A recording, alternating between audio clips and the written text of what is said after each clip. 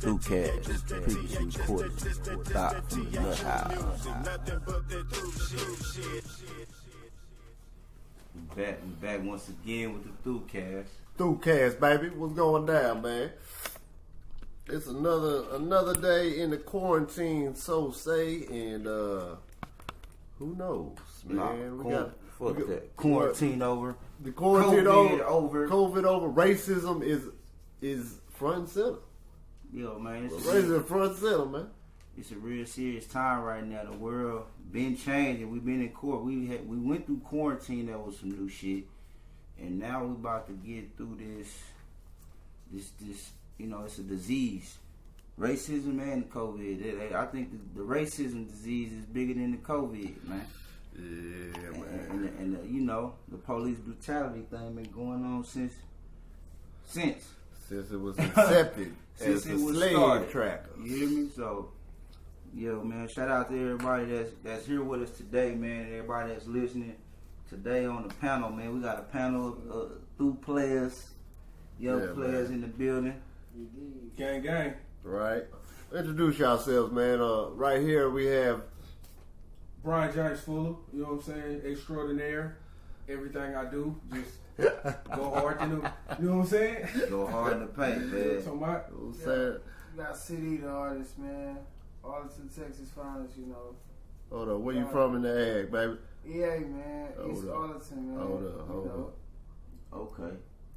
And then, I got my little brother with me. Yeah. Great son, man. What's good? little bro in here chilling. Yeah. Into the money. Right. Okay. So yeah, man. So yeah, man. We come to y'all in this crazy time right now, man. That Black America is outraged, and it ain't just Black America. The whole America. The whole America. It's going down as we speak. You know what I'm saying? There's cars on fire. You did? Cops getting whooped. Rioting and looting. And, you know, some cities, I think every city deserve, you know, what's coming. We gotta apply pressure, man. A lot of people feel different. We're going to talk about it. A lot of people feel different ways about what we should be doing and why they looting and why this going on. Well, you know, we a lot of people. Some people feel like we done run out of options. It's not. Ain't no options. This is the only thing they know is to burn this bitch down or to tear shit up. You understand what I'm saying? Yeah, man. Tupac told us a long time ago, man. We've been knocking at your door, begging. Hey, we are hungry. Please let us in. And before, yeah, real talk. You know what I'm saying? Then turn like, nigga, I'm kicking the door down, coming through with the strap, nigga. What's up? I told you I was hungry. You know? For real.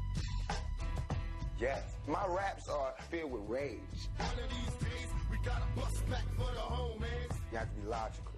You know, if I know that in this hotel room they have food every day, and I'm knocking on the door every day to eat, and they open the door, let me see the party, let me see like them throwing salami all over I mean, just like throwing food around. But they're telling me there's no food in here. You know what I'm saying? Every day, I'm standing outside trying to sing my way in. You know what I'm saying? We are hungry, please let us in. We are hungry, please let us in. After about a week, that song is going to change to we hungry, we need some food. After 2-3 weeks, it's like, you know, give me all the food, breaking out the door. And after a year, you just like, you know what I'm saying? I'm picking the lock, coming through the door, blasting, you know what I'm saying? It's like you hungry, you reached your level, you don't want any more. We asked 10 years ago. We was asking with the Panthers. We was asking with them, you know, with civil rights movement. We was asking, you know, now those people that were asking, they're all dead and in jail. So now what do you think we're going to do? Ask? I put my gun away and grab my AK. It's getting hectic. I can't call it. House full of alcoholics. Now a nigga's under pressure. To me, this Perfect for this time right now. That was one thing about his interviews, bro. He gonna give you a cold analogy and try to put this in the context. You know what I'm saying? And that shit he was talking about still going on, still relevant right now. That's why he the GOAT. Right. He get That's what I thought. on, get on every level with you. You know what I'm talking about? Shit. Right. So shout out to Pop, man, and shout out to them Black Panthers, because Black Panthers for self-defense. I've been recently, last couple days, I've been on all that Panther shit. Right. Just the 10 points program, all that, bro. Shout out to Stokely Carmichael. Yeah, all the everybody, man. It was part of the Kwame Ray, Bobby Seale. You know what I'm saying? It's a basic platform that the mothers who struggle hard to raise us, that the fathers who worked hard, that the young brothers in school who come out of school semi-illiterate. You say we want freedom, we want power to determine the destiny of our black community. Full employment for our people. Number 3, we want housing fit, decent housing fit for shelter of human beings. Number 4, we want all black men to be exempt from military service. Number 5, we want decent education for our black people in our community that teaches us the true nature of this decadent racist society, and to teach black people and our young black brothers and sisters their place in the society, because if they don't know their place in society and in the world, they can't relate to anything else. Number 6, we want an end to the robbery by the white racist businessmen of black people and black people in their community. Number 7, we want an immediate end to police brutality and murder of black people.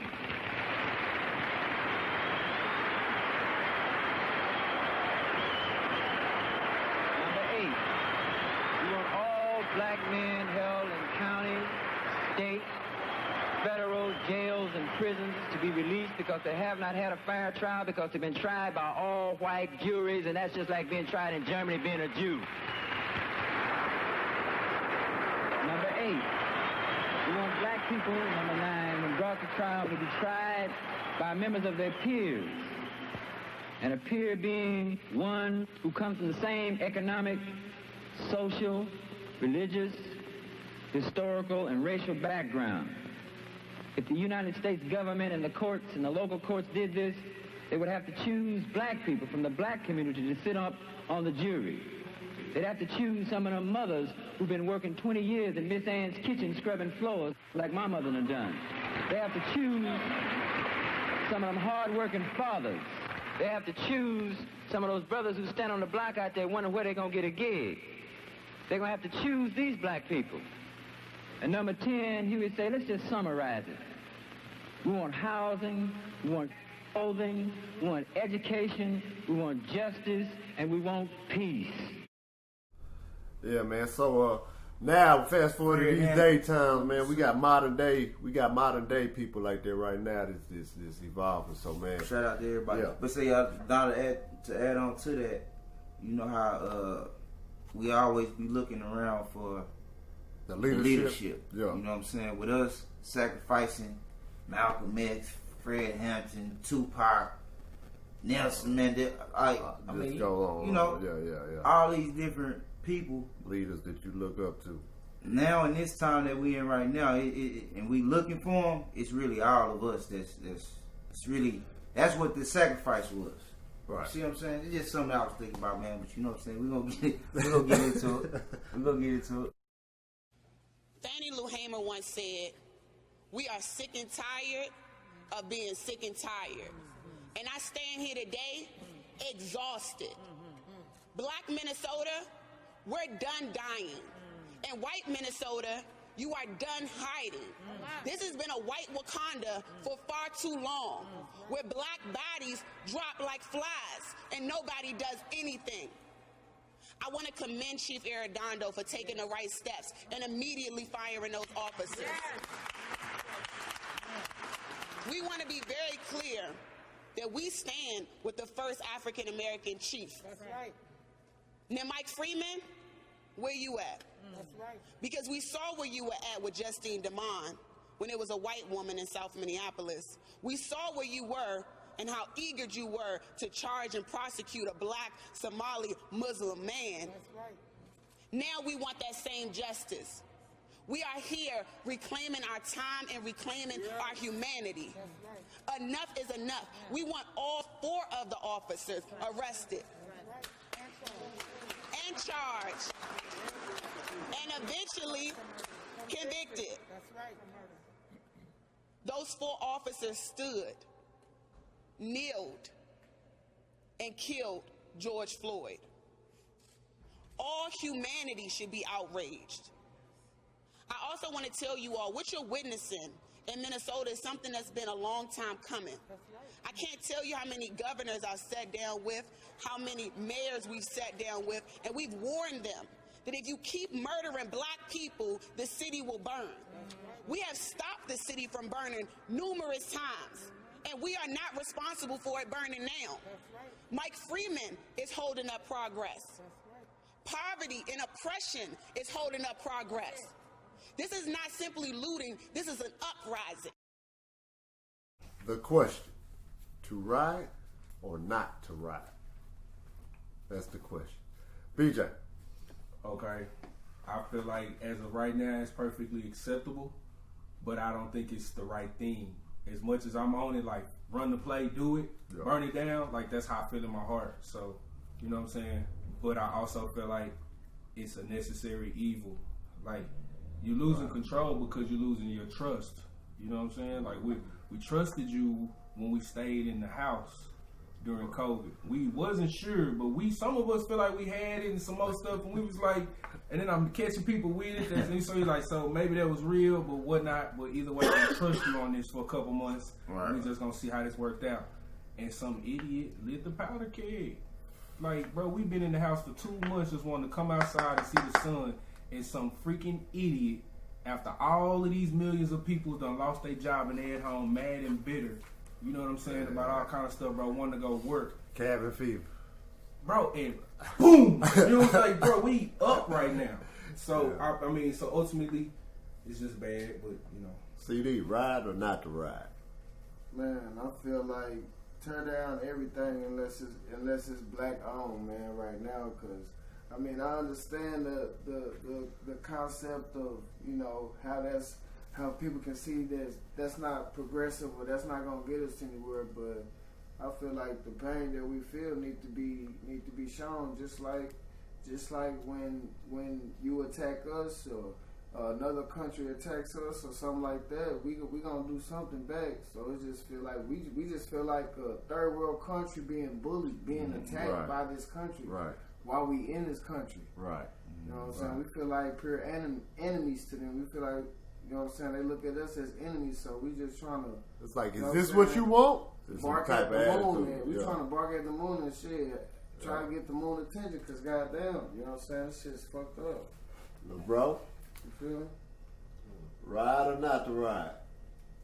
Yeah. Honestly, bro, I just don't like white people, bro. It's like, it's no discussion, bro. Right. They killed motherfucking a bunch of people, fool. Like, in the jail. Right. Man. One of the biggest crimes in history. But nah. Let's let it go, ain't no further discussion, bro. Yeah. Shit, I just